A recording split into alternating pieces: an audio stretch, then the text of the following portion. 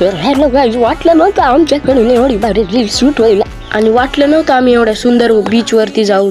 तर नमस्कार मित्रांनो, मंडळी पोषा हो. तर आज आपण जाणार आहोत बीच वरती फिरायला. तर मग काय धरली, निघालो सुसाट आणि पोहोचलो जव्हार साठ. जव्हारमध्ये पोहोचलो आणि आम्हाला बसच नव्हती. बस तर होती 9:45ला डहाणूची बस आणि तिथून पुन्हा दमण बस पकडायची होती.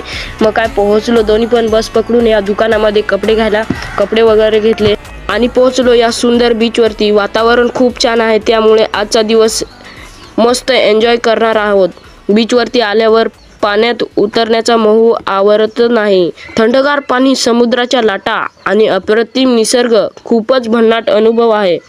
आणि आता पाहूया या सुंदर बीचच्या लाटा. तर बघू शकता काही अशा प्रकारे जोरजोरात लाटा येत आहेत आणि त्यामध्येच आम्ही पोहायला गेलेलो आहेत. आणि इथे मी बघू शकता कशी लाटावरती उडी मारलेली आहे आणि खूप मजा आली होती बीचवरती उड्या मारायला. नंतर पुन्हा एकदा मी आतमध्ये गेलो आणि इथे पण उडी मारली. खूप छान थंड थंड पाणी होतं आणि बीचचा नजारा काही असा होता, थंडगार वारा.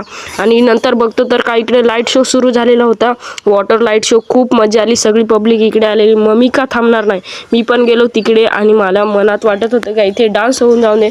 तर माझा डान्स बघा.